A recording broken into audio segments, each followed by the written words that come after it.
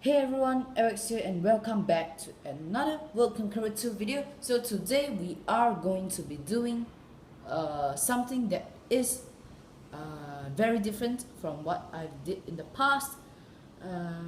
From like if you compare it to the previous World Conqueror 2 videos, I've done nothing like this before. And today it's the first like it's gonna be some tips for World Conqueror 2. You can see from the title there, it says like top 5 tips. Not exactly top 5, but I still decided to name it that because I figured out that it may help. So anyways, let's get started. So anyways, the fifth, the top 5th tip. So I'm going to review from from number 5 all the way to number 1, like number 5 being the least important tip in this video, of course, but it's still one of the tips that it'll just help. So anyways, at number 5 we have the tip called upgrade your commanders. It's pretty obvious. So anyways, one that doesn't really upgrade his or her commanders is going to have a very bad time trying to complete the game. And I've maxed out everything here. I've got like 4,414 medals. But anyways, how to farm medals? It's okay. So farming medals is very important for getting the commander maxed, and so farming medals, it's pretty easy. Just play the missions over and over again. There's like if you have unlocked all the missions, then there'll be like 34 missions for you to play, and another 8 conquest games for you to play as well. So just use all of these, find some very efficient mission so that conquest that can really get you a lot of medals in a very short amount of time, and just farm it. That's how I got it. So it's pretty important to have that field marshal right there, But of course, the field marshal alone isn't going to work. We also need all of these gold medals right here, which the bronze medal costs 200 medals, the silver one costs 300, and the gold one costs 400 medals. So yeah, it's about 900 per medal, the 6 of it here. So you're gonna spend about 5,400 on these alone, but it's worth it. You guys should do it, like max out your commanders as soon as possible, and everything would become a breeze. Yeah. So anyways, on to the next tip. So here is tip number 4, and it's most World Conqueror 2 people, like don't really know this tip here, and I've only just figured it out recently, and that is that your army should stay in groups. So like right here we've got 3 units right here, and what it does, so anyways, let's move it to 4 units right here, and what it does is basically we can increase the morale of these 4 units right here and decrease the morale of the enemy that is like in the region, like right beside it. So like for example, this artillery right here, it's gonna have a lower morale because of these 4 guys right here that are in one patch of land right here, which means we can easily conquer it with just 1 attack. Yeah, so that is tip number 4.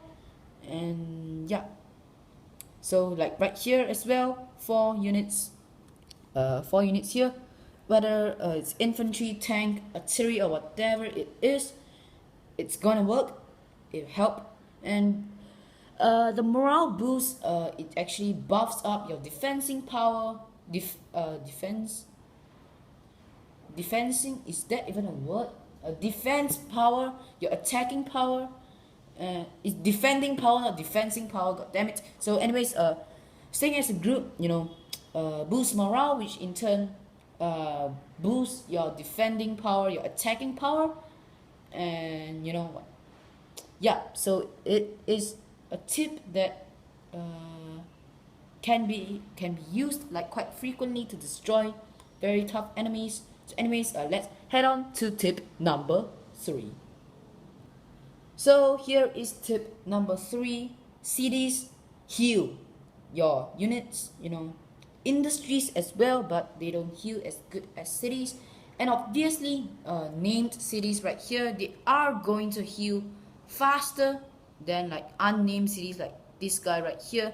Even if we've got a level 3, because named cities are level 2 cities by default, and they are going to heal much faster than like a unnamed level 2 city. Let me find one.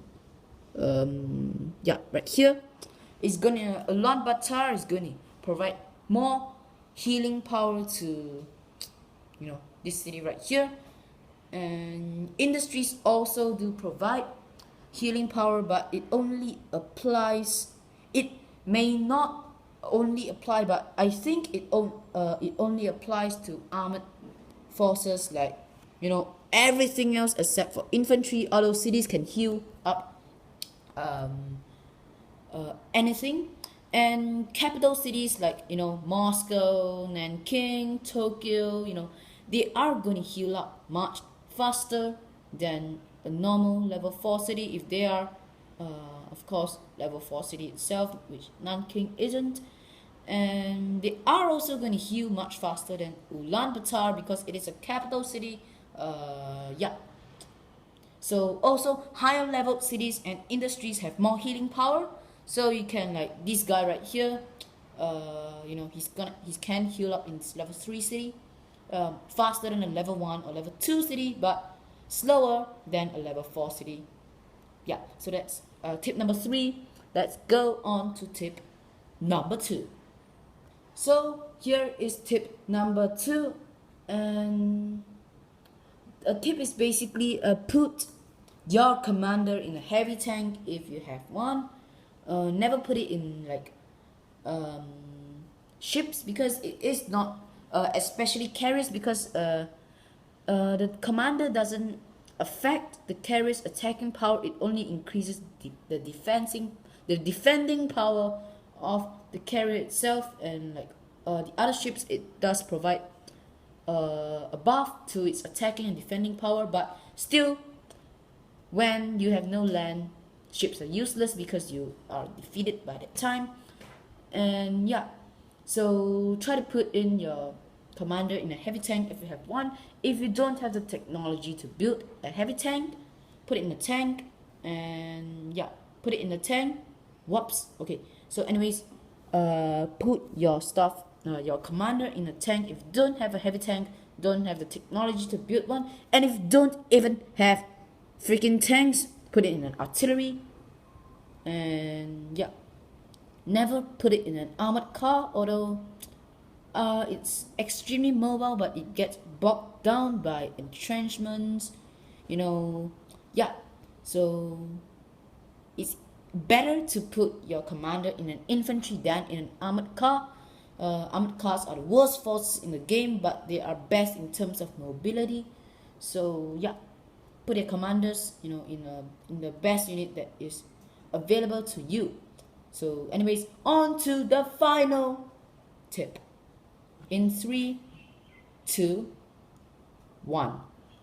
So now I present to you tip number 1, and that is, drum roll please, it's find weak points in the enemy and destroy them using that weak point. So for example, I'm playing in 1955 Europe as Turkey, and I've broken through the Caucasus and this region right here. I'm not sure what the hell is it now, but anyways, so first you may need to play a defensive war using artillery, infantry, entrenchment, all that. And my personal favorite for playing a defensive war is your commander with a tank / heavy tank, and then tons of artillery and infantry plus entrenchment. And why I use infantry is because well, infantry has relatively good attacking power once you've got like level 2 defense and assault up, and that is going to slow down the enemy a bit because it has also relatively good defending power. And the artilleries are there because they can attack the enemy without them returning fire. It's very crucial for the weakening of enemies. And once you think it is the right time to break through this enemy attack, you can use your artillery first to destroy, like weaken the unit. Use a tank with a commander slash heavy tank with a commander to finish that unit off, and the tank slash heavy tank doesn't lose any movement, so it increases the efficiency and the attacking power of your army together, combined with like tip number 4, or is it number 3, staying in groups increases the morale of those units there. You can use that to advantage to further increase the attacking power of your army. So anyways, yeah, that is it for tip 1. So I hope you've enjoyed this tips video. I hope that it really helped you out, in the process of making this.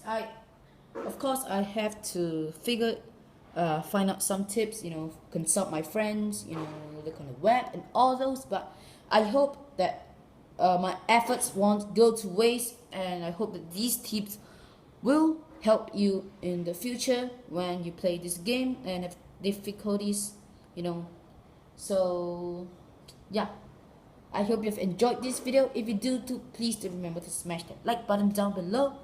And yeah, so anyways, thanks for watching, have a nice day, and of course, goodbye.